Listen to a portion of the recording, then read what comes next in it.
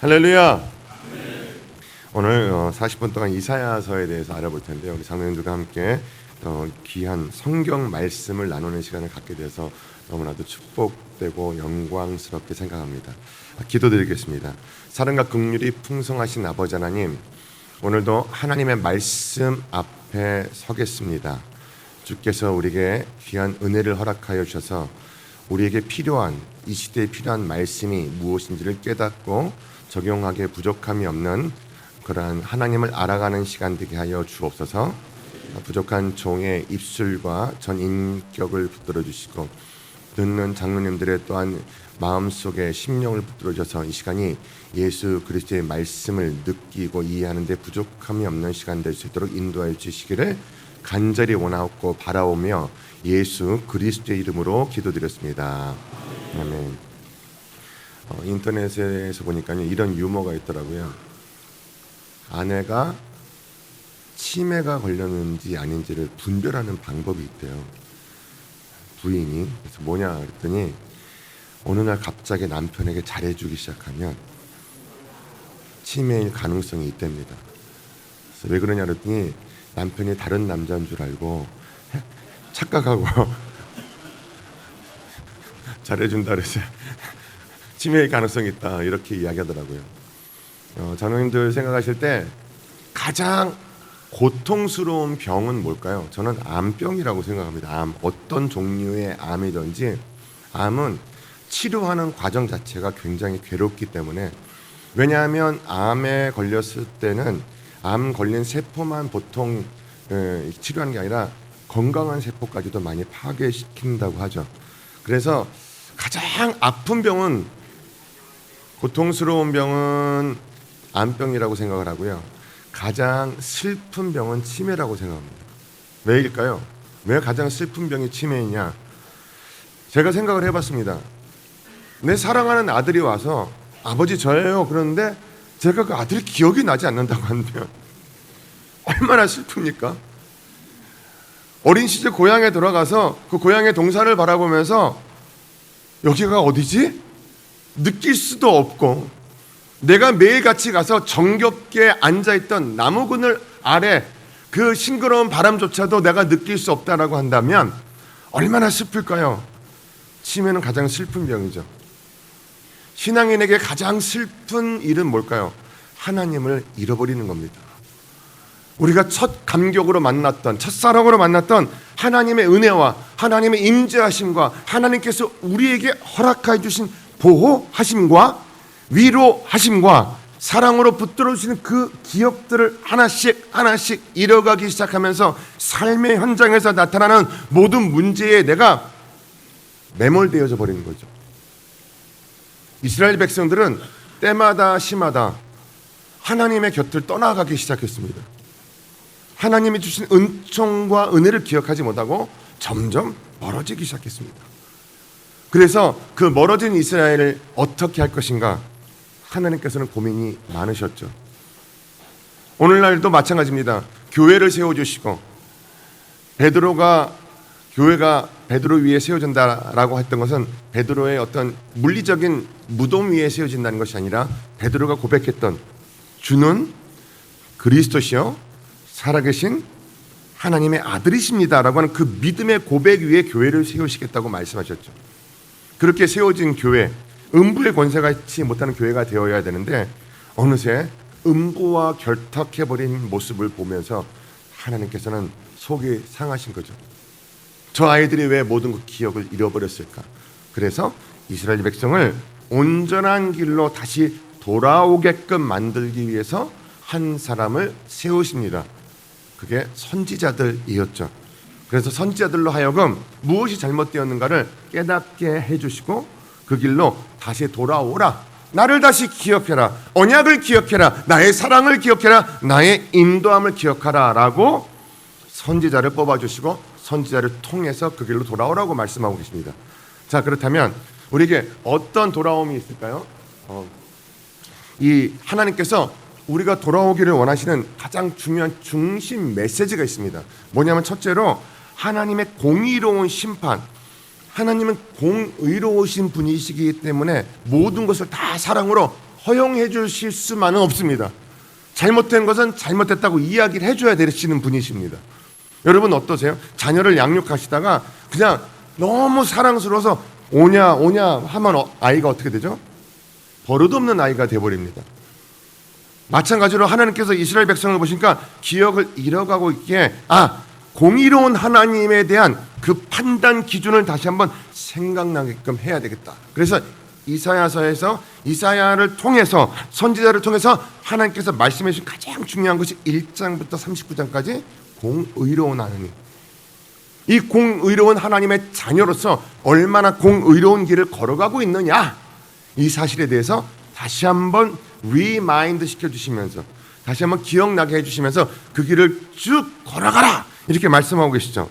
그리고 두 번째로, 그러면 여러분 혼만 내면 좋은 아버지가 아니겠죠. 혼내고 난 다음에 늘 달래주고 새로운 길을 제시해 줄 수 있어야 됩니다. 달래기만 하면 안 되죠.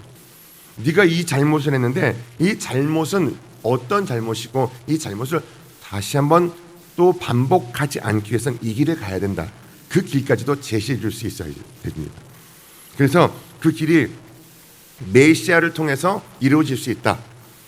새로운 갱생의 길을 열어주겠다라고 하는 내용을 40장부터 50장까지가 이사야 40장부터 50장까지 그 이야기를 하고 있는 겁니다.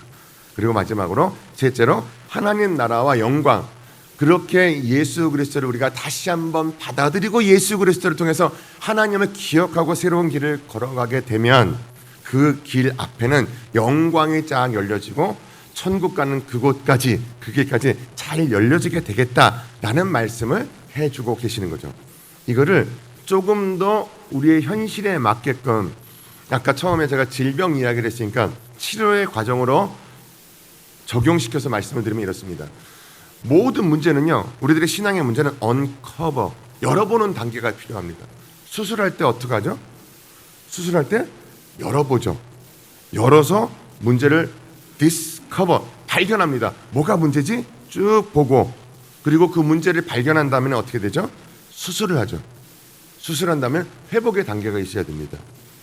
오늘 선지자들은 늘 문제를 열어보게끔 했고 그 문제가 무엇인지 발견하게끔 했고 그리고 나서 회복하는 단계를 거쳐 나가게 했다는 것이죠. 그렇다면 오늘날 이 예언서를 통해서, 여러분 예언서는 목사님들이 설교 잘 안 하려고 해요.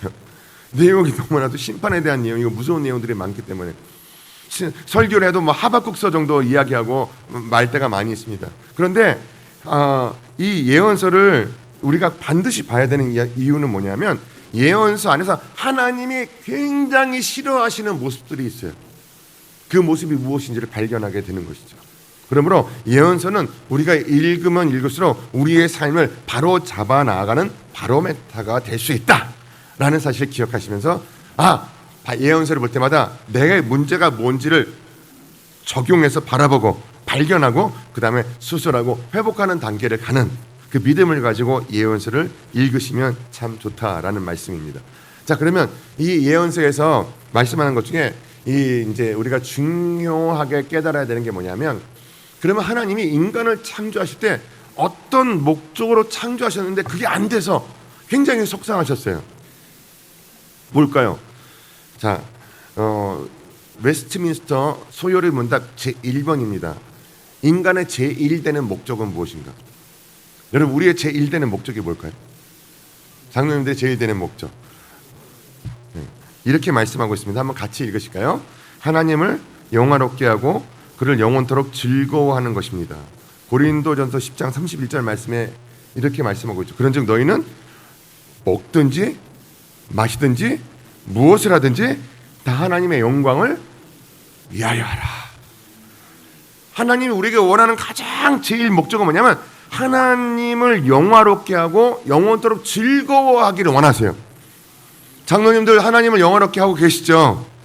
하나님으로 인하여 즐거워하고 계시죠? 우리를 부르신 목적이 딱 그겁니다. 하나님을 영화롭게 해드리고 하나님 앞에 영광을 올려드리고 즐거워하셔야 돼요. 하나님 때문에 늘 즐거워하셔야 돼요. 근데 문제가 생기고 문제에 봉착할 때마다 우리는 이 믿음, 이 부분을 놓치게 됩니다. 출애굽기 3장이 그 유명한 모세의 소명장입니다. 소명. 모세가 소명을 받는 순간입니다. 근데 모세가 소명을 받을 때 모세가 이런저런 핑계를 많이 대죠. 하나님, 난 이래서 못하고 저래서 못하고. 근데 그때 모세가 이렇게 질문합니다. 하나님, 제가 뭘로 이 일을 인도에 나갑니까? 그랬더니 하나님이 네 손에 든 것이 무엇이냐? 이걸 물어보세요. 손에 뭘 들고 있었죠, 모세가요? 지팡이. 목자의 지팡이는요, 요즘 지팡이처럼요, 아주 이쁘게 모양을 내갖고 그걸 막 니스칠을 하고 모양을 낸 이 막 지팡이가 아니라요, 냄새 나는 지팡이입니다. 양을 치고 막 땅을 긁고 막 거기다가 또 뭐 더러운 거 있으면 막 해치고 나가고, 그 지팡이입니다. 근데 그 지팡이인데 하나님께서 그 지팡이로 뭘 하라고 말씀하시는 거예요. 여러분, 우리는요, 우리가 가지고 있는 게 뭔가가 중요하지 않습니다. 하나님이 그것을 어떻게 사용하시느냐가 중요한 겁니다. 모세의 지팡이가 아무리 냄새나고 더럽고 막대기가 안 좋은 막대기라도 하나님이 어떻게 사용하시느냐에 따라서 홍해를 가르는 기적을 나타내는 막대기도 될 수 있고, 그 온 민족을 인도하는 영도하는 막대기도 될 수 있다라는 것입니다. 근데 사람들은요, 늘 내가 가진 것이 뭔지에 대해서 생각하다가 마음을 빼앗기게 되는 거예요. 그래서 하나님께서 이 심판을 보시면 유다 예루살렘은 자기네들이 가진 것이 무엇이냐고 생각을 하다가, 비교해 보니까 옆 나라보다 우리가 가진 것이 없구나라는 생각을 하면서 비교하면서 자신들의 마음을 빼앗기고 말았습니다. 그래서 이 불의와 부패를 하기 시작하죠. 여기가 출발점입니다. 여러분 꼭 기억해야 됩니다.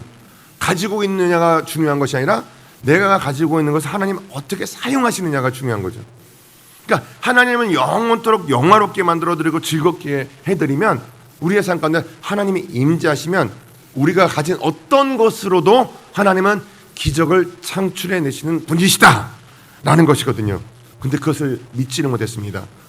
불의와 부패의 길을 갑니다. 그리고 제사와 율법을 무시했다라는 건 뭐죠?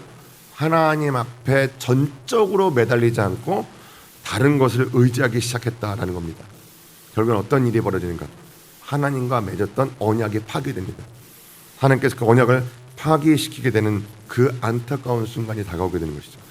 자, 그래서 이렇게 하시는데 하나님은 그러면 이스라엘에 대해서만 심판을 하시느냐? 아닙니다. 하나님의 그 창조의 섭리를 전혀 인정하지 않았던 열국에 대해서도 심판을 하신다라고 말씀하고 계시기 때문에 하나님의 모든 것을 바로 세우시는 그날이 다가온다는 사실을 바라본다면 우리는 걱정과 염려 가운데 우리들의 마음을 빼앗기지 말아야 되겠죠. 그래서 이사야서에서 보면 이 이스라엘만 하나님께서 심판하신다라고 말씀하고 있지 않고요, 열국에 대한 바벨론과 주변 열국에 대한 심판도 선포되고 있고요, 그 다음에 애국과 두로에 대한 심판, 하나님은 교만한 자를 대적하신다 그러셨죠. 그래서 이 모든 나라에 대한 공의는 공적으로 모든 곳에 다 내려질 것이다 라고 이야기를 하고 있죠. 그러므로 오늘 우리가 어렵고 힘든 일이 있더라도 하나님의 공의가 편만하게 모든 사람들에게 적용된다는 사실을 기억한다라고 한다면, 오늘 우리는 우리들이 삶에 겪고 있는 어려운 상황 때문에 그 사람 때문에 속상할 일이 없죠. 그래서 이스라엘 백성에게도 동일하게 그 주변에 있는 모든 열강들도 하나님의 심판의 대상이 된다라고 말씀하고 있는 것입니다. 그래서 마지막 때에 대한 이사야의 묵시가 이제 내려지는데요, 24장과 25장이 굉장히 중요한데요, 24장에는 이렇게 말씀하고 있습니다. 온 땅에 심판이 내려질 것이다. 온 땅입니다. 전부 다입니다. 지금도 심판의 때는 다가오고 있죠. 그래서 점점 갈수록 그 장로님들도 아시겠지만 요즘 우리가 일주일에 플라스틱을 어느 정도 먹고 있죠? 장로님 플라스틱 얼마큼 드시고 계세요? 모르시죠? 우리가 일주일에 크레딧 카드 한 장 정도는 먹고 있다 그러더라고요. 어디로 먹고 있죠? 생선 속에서 먹고 있고, 풀에서도 먹고 있고, 그 다음에 가끔 먹는 그 커피 자판기에서 나오는 커피 그 벽에 쭉 붙어 있는 그런 것들도 다 플라스틱이 다 녹여서 미세하게 붙어 있는 것이고, 그 다음에 인스턴트 식품도 붙어 있는 것이고, 다 그래서 크레딧 카드 한 장 정도를 먹고 있다 그러더라고요. 근데 이 현상이 이상한 것이 아니라 여러분 요한계시록에 보면 장로님들 분명히 세상이 점점 좋아진다고 이야기하고 있습니까? 나빠진다고 이야기하고 있습니까? 나빠진다고 이야기하고 있습니다. 그리고 심판은 이루어진다고 요한계시록에 말씀하고 있죠. 그래서 이상한 현상이 아니죠. 그렇게 되어가고 있다는 것을 볼 수 있습니다. 심판의 때는 반드시 다가옵니다. 그래서 이 심판의 때 온 땅의 심판이 다 이루어진다라는 묵시는 어디에 나오는 거죠? 묵시록에 나오는 것이죠. 제가 어렸을 때 성경에 보면요, 예전 성경 장로님들 보실 때 이렇게 위아래로 읽는 성경 있잖아요. 그 성경에 맨 마지막에 보면 요한계시록이 아니라 제목이 요한묵시록이었죠. 그런 제목이었습니다. 요한묵시록. 그래서 묵시는 뭐냐면 다가올 심판에 대한 이야기도 끊이지 않고 이야기해준다. 그래서 요한묵시록, 하나님의 구원의 약속. 그런데 묵시만 있는 것이 아니라 심판만 있는 것이 아니라 그 뒤에는 하나님이 회복시켜 주시고 다시 한번 은혜의 길로 돌아오시겠다라고 하는 약속이 늘 들어있는 것이죠. 그래서 이제 이 온 열방에 대한 심판을 말씀하시고 난 다음에 두 번째로 이스라엘과 유다를 향한 심판이 있죠. 유다의 불순종에 대해서 경고하고 계시는 거예요. 불순종, 책망하시는 거죠. 우리가 왜 불순종의 마음을 갖게 될까요? 저는 한국 사람으로서 제일 자부심이 있는 일 중에 하나가 뭐냐면요, 영어는 알파벳을 사용하고 중국어는 문자로 뭘 사용하죠? 중국어가 문자를 뭘 사용하시죠? 한문을 사용하죠. 일본어는요? 가타카나, 히라카나 사용하죠. 그렇게 하는데 한글은요? 훈민정음이죠. 네. 그런데 영어는요, 알파벳을 만든 사람을 모른대요. 한자도 중국어를 만든 사람이 누군지 모른대요. 일본어도 히라카나 가타카나 만든 사람이 누군지 모른대요. 전 세계에서 그 만든 언어를 어떤 언어인지 간에 만든 사람을 아는 언어는 딱 하나 있대요. 훈민정음입니다. 훈민정음인데 세종대왕이 워낙 똑똑한 사람이어서 사실 이방원은 세종대왕을 왕으로 앉힐 생각이 없었죠. 그 큰아들을 앉히고 싶었는데 큰아들이 너무 철이 없어요. 막내 아들은요, 착하긴 한데 몸이 약합니다. 근데 세종은 그 이방원이 그러지 않습니까? 그 역사 드라마에서 보면 저 아이는 하나를 이야기하면 10가지 길을 찾는 아이라고. 그렇게 똑똑했는데 그래 왕이 돼갖고, 왕이 되자마자 생각한 게 뭐냐면 자기 외삼촌들이 다 죽었잖아요. 그 어머니가 그 아들 하나 지키려고, 세종 하나 지키려고 그걸 참으면서 세종을 보호하잖아요. 그래갖고 세종이 왕이 되자마자 훈민정음을 한글을 만들면요, 펄펄 날 때, 젊었을 때 다 만들어놨어요. 근데 반포를 언제 하냐면 60세가 넘어서 나중에 나이 들 대로 들어서 반포하죠. 근데 반포하기 전에 그 뿌리 깊은 나무라는 드라마에 보면 굉장히 재밌는 장면이 나오는데요. 그 세종이 제일 신뢰했던 학자들이 어떤 학자들이었죠? 집현전 학자들입니다. 집현전 학자들 모아놓고 이야기하면 이제쯤 됐으니까 내가 이거를 반포해야 되겠다라고 이야기를 하니까요, 집현전 학자들이 그렇게 이야기를 해요. 전하, 신뢰할 수 있으십니까? 이거 했을 때 보통 사극에 보면 그러잖아요. 전하, 4대의 예를 다 하셔야 됩니다. 그게 뭐예요? 중국의 한자를 써야 되는데 우리가 우리말 만들었다고 중국이 얼마나 기분 나빠할까? 이렇게 하니까 그 세종대왕이 한숨을 쉬면서 그래요. 신뢰라 하였느냐? 지금까지 내가 한 것을 보고도 나를 믿어줄 수 없더냐? 여러분, 하나님이 우리에게 하시는 말씀 저는 그 말씀을 들으면 그게 하나님이 우리에게 하시는 말씀 같았어요. 믿음이라 하느냐? 내가 여태까지 너희에게 해준 것을 놓고도 믿을 수가 없더냐? 유다 백성이 그것을 못 믿었어요. 하나님이 여태까지 해주신 것을 보고 믿지를 못하고 자꾸 다른 나라에 신경을 쓰는 거예요. 다른 곳에 신경을 팔다 보니까 하나님께서 어떻게 하십니까? 심판을 주시고, 그리고 구원의 길로 인도해 주시고자 그 은혜의 길로 다시 한번 이끌어 주시죠. 그래서 두 번째로 심판과 구원의 균형을 이루어 주시는 거예요. 그래서 30장부터 32장까지의 내용은 심판만 하시는 것이 아니라 새롭게 만들어 주시는 모든 사항들을 놓고 어떻게 균형을 맞추어서 하나님이 원하시는 길로 이끌어 주시는가, 그 길을 말씀하고 있고요. 이제 세 번째로 그렇게 하나님께서 심판하신 다음에는 그냥 내버려 두시는 것이 아니라 희망스러운 곳으로 인도해 주신다라고 하는 인도의 길을 말씀해 주시면서 요 사이에 히스기야의 치유를 딱 삽입해서 이야기합니다. 히스기야.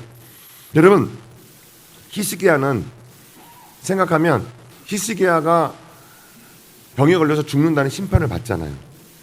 그때 어떤 일을 히스기야가 하죠? 하나님 앞에 기도하죠.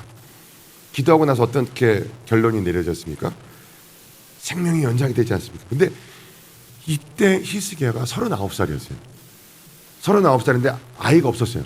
므낫세를 낳는 아이가 42살입니다. 그러니까 39살에 막 펄펄 끓는 젊음. 우리 장로님들 다 39이시죠?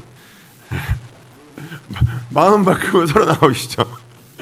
39살 때를 생각을 해보세요. 39살 때 너 오늘 죽는다 이런 이야기를 들으니까 얼마나 속이 상하겠습니까? 그러니까 이 히스기야가 그 상황을 맞이하면서 어떻게 했냐면 굉장히 특이한 기도의 모습을 보이는데요. 그때 히스기야가 어떻게 했다냐면 벽을 보고 기도를 했다고 합니다.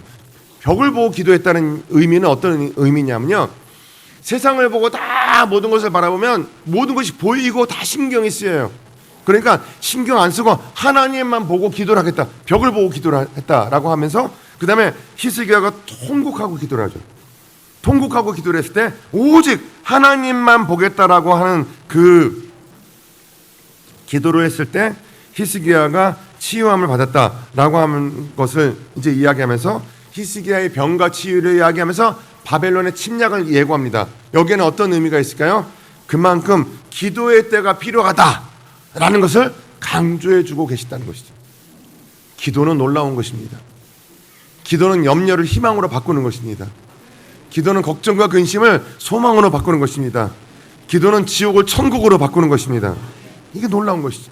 그래서 여기다가 히스기야를 탁 삽입을 하면서 이 놀라운 내용들이 나타나기 시작을 하면서부터 이 이스라엘 백성에게는 희망이 있다, 이렇게 해야 된다라는 사실을 강조해주고 있는 것이죠. 자, 두 번째 부분으로 이제 이사야서가 점점 무르익어 가면서 이제 그렇게 되면, 기도를 하게 되면 어떻게 되냐, 하나님의 위로와 회복이 이루어질 것이다 라고 하면서 40장부터 50장까지의 내용이 나타나죠. 여러분, 이분이 누구신지 아시죠? 네, 손흥민 선수죠. 근데 손흥민 선수가 얼굴에다 뭘 끼고 있을까요? 마스크입니다. 저게 무슨 마스크였냐면, 축구를 너무 열심히 하다가 시합에서 얼굴이 부딪혔고 안면 골절이 왔었어요. 그러니까 그 뼈가, 안면 골절은 뭐 어떻게 기부스를 할 수가 없잖아요. 그래서 저렇게 잘 아물게 하기 위해서 판을 대서 그 판 안에서 제자리를 잘 잡으라고 마스크를 낀 겁니다. 그래서 이 마스크를 끼고 운동하시는 모습을 보셨을 거예요. 이 모습을 제가 왜 보여드리냐면요, 축구 선수는요, 만약에 여러분 뼈가, 장로님들 생각할 때 뼈가 한번 부러지면 다시 안 붙는다 그러면 운동하겠습니까? 못하죠. 하나님은요, 우리의 몸에 칼로스라고 하는 그런 물질을 만들어 내렸어요. 뼈가 부러져도, 제가 뼈가 이렇게 한번 부러진 적이 있었어요. 그래서 수술을 하는데 뼈가 막 이제 막 그 조각조각 난 부분들이 있었는데, 이렇게 뭘 잡다가 이렇게 땅에다가 탁 집어넣고 여기 뼈가 부러졌거든요. 근데 굵은 것만 이렇게 수술할 때 집어넣더라고요. 그래서 사진으로 보여주는데 옆에 조각들이 남아있더라고요. 그래서 조각들은 왜 안 붙여주냐 그랬더니 그거는 물질이 나와서 알아서 쭉 당겨서 붙는다 그러더라고요. 어떻습니까? 우리가 지치고 힘들고 어렵고 좌절되고 실망되고 사고를 당해도 하나님이 내버려 두시는 것이 아니라 하나님의 은혜를 주셔서 하나님께서 회복의 기회를 주신다는 거죠. 그걸 믿고 뛰는 거죠. 사업하시다가 잘못되면 큰일 난다, 끝난다. 그럼 누가 사업을 할 수 있겠습니까? 그러나 사업하다가 어려울 때도 오고, 하지만 그것을 극복하면 더 높은 또 사업의 기회가 주어지고, 인생도 마찬가지 아니겠습니까? 어떤 어려운 일을 하면 승진의 기회도 주어지고, 그런 일들이 있다는 것을 알면서 열심히 하는 거겠죠. 하나님이 바로 오늘 40장하고 55장에서 말씀하시는 내용은 뭐냐면, 위로와 회복에 대해서 말씀을 해주시는 거예요. 하나님께로 돌아오면 우리에게는 반드시 하나님이 주시는 위로와 회복이 이루어진다는 사실을 잊지 마시기를 바랍니다. 그래서 이제 포로에서 해방이 되는데요. 먼저 이 위로의 선포가 내려집니다. 바벨론 포로 생활로 막 고통을 받는 이스라엘 백성에게 그것이 끝이 아니야. 새롭게 해주실 날이 올 거야. 라고 말씀하시는 거죠. 네. 장로님들도 지금 인생의 여러 가지 문제로 고통당하고 어려운 일이 있을 줄로 압니다만은 그것이 끝이 아닙니다. 하나님께서 회복해 해주실 날이 다가옵니다. 우리가 그것을 늘 믿고 있기에 부러진 뼈도 다시 붙게끔 해주시는 하나님께서 나의 인생의 조각난 모든 부분들도 다 모아서 새롭게 만들어 주실 그 날이 있다는 것을 바라보고 가는 것이죠. 그래서 근데 이 사이에 중요한 내용을 하나 끼워 넣으셨어요. 우상의 마음을 빼앗기지 말라라는 겁니다.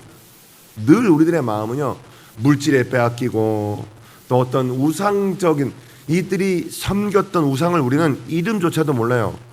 근데 오늘날의 우상은 뭐죠? 물질이 우상이고 명예가 우상이고 많은 것들이 우상입니다. 그 우상을 경계해라라는 말씀을 하고 계시죠. 그리고 나서 그렇게 힘들게 만들었던 바벨론도 결국에는 종말을 고하게 될 것이다 말씀하고 있습니다. 자, 그러면 이것이 끝이냐?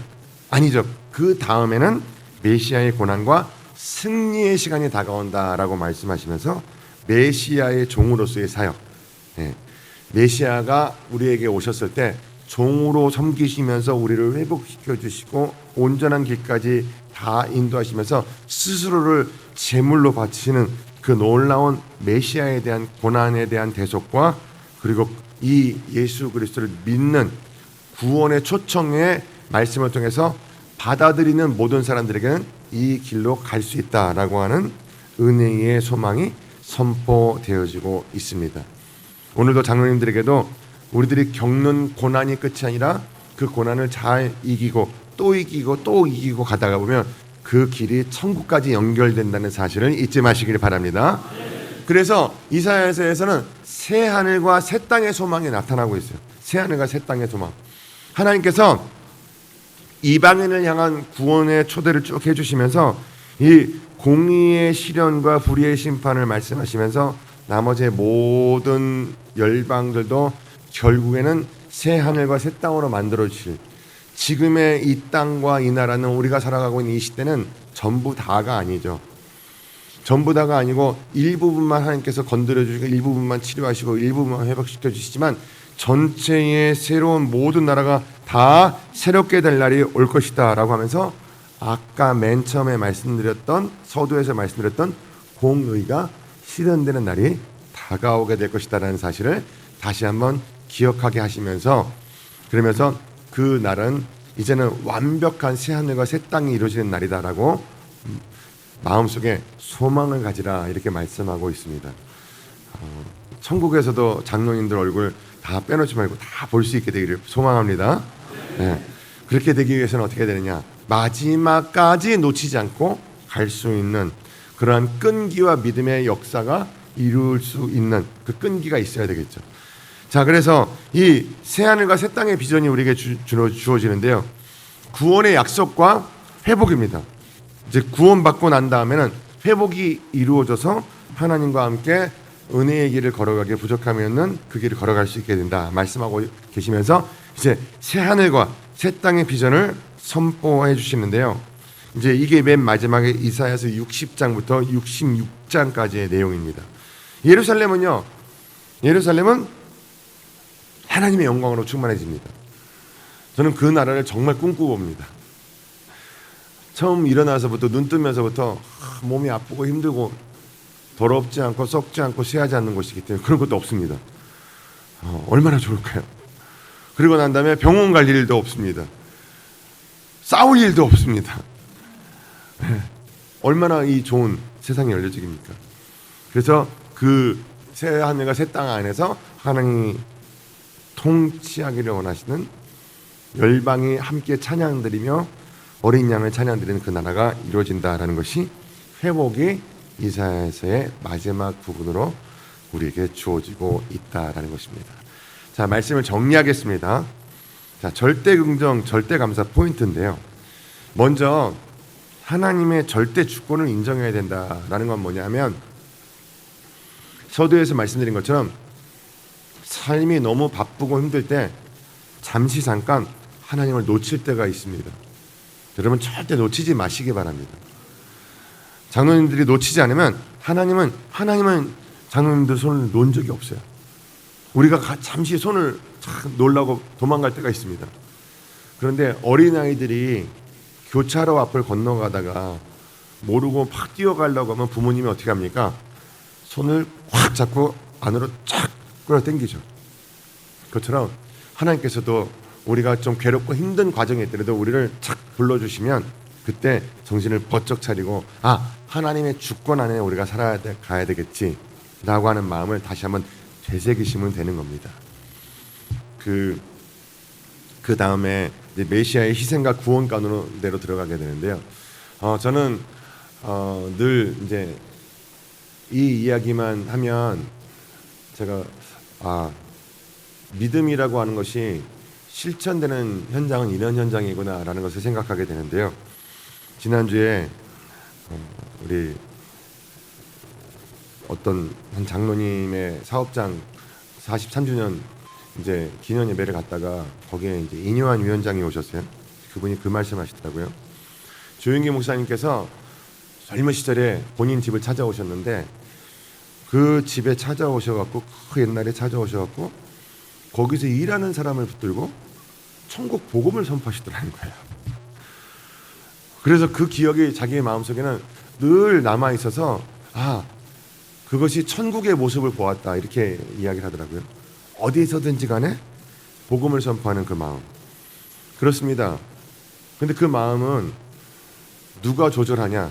하나님이 조절해 주신 것이 아니라 우리 스스로가 조절해야 됩니다. 내가 어떤 삶을 살아갈 것인가. 동화 작가 중에 제일 유명한 사람이 안델센이죠. 안델센 동화. 안델센 동화 그러면 다 기억하실 겁니다. 이 안델센은요, 아주 찢어지게 가난한 집에서 태어났습니다. 아버지가 뭐 하는 사람이냐면 구두를 고치는 사람. 요즘처럼 구두 고치는 게 그렇게 그래도 기술직으로 인정받지 않고 굉장히 천한 직업으로 인정받을 때 구두를 고치는 일을 했는데요. 그러니까 이 아버지가 술 많이 취해갖고 들어와서 아이만 보면 따귀를 때리고 막 혼을 내는 거예요.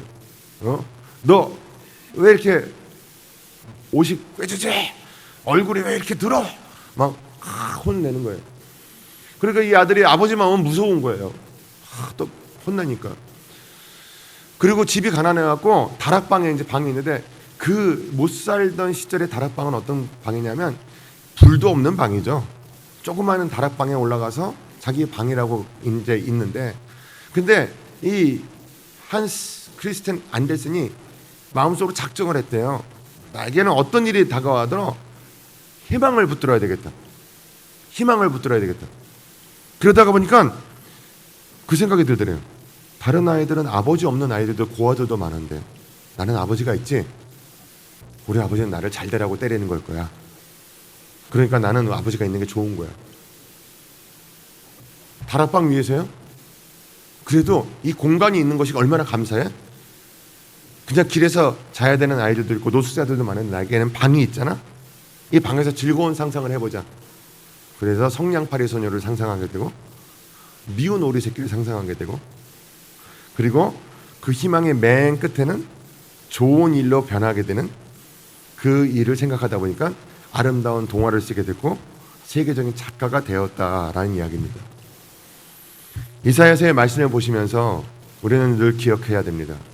하나님 우리의 삶을 열어보기를 원하시고 수술하기를 원하시고 다시 회복시켜 주셔서 이전보다 더욱더 건강한 삶을 살기를 원하신다. 바로 이것이 절대 긍정, 절대 감사의 포인트가 되는 것입니다. 그 포인트를 바라보시면서 메시아 예수 그리스도를 우리 가운데 보내주신 하나님을 기억하시고 그 하나님께서 우리에게 베풀어 주신 그 은혜를 기억하셔서 오늘 우리 장로님들에게 다가오는 그 모든 어려움들과 또 앞으로 미래에 다가올 어려움에 대해서도 주님이 주시는 이 메시아에 대한 확신을 가지고 이것이 끝이 아니다. 내가 수술하고 난 다음에는 메시아를 붙들고 희망의 나라를 가게 될 것이다. 새 하늘과 새 땅에서 살게 되는 영원한 나라가 주어지게 될 것이다. 라는 이 믿음을 가지시기에 마지막까지 희망을 잃지 않으시는 우리 자랑스러운 여의도 세무목회 장로님들 되시기를 주님의 이름으로 축원드립니다. 기도하겠습니다. 사랑과 긍휼이 풍성하신 아버지 하나님, 오늘도 이렇게 장로의 성경 공부로 함께 말씀을 나눌 수 있는 축복된 시간을 주시니 감사를 드립니다. 이 시간이 그냥 끝나는 시간이 되어지지 않게 해주시고 이사야서처럼 문제를 발견하고 발견하는 것에 그치는 것이 아니라 고치고 깨끗해지고 변화받게 되는 그 순간까지 함께 이루어 나갈 수 있는 우리 복된 장로님들과 범사가 되게 하여 주옵소서. 예수 그리스도 이름으로 기도드렸습니다.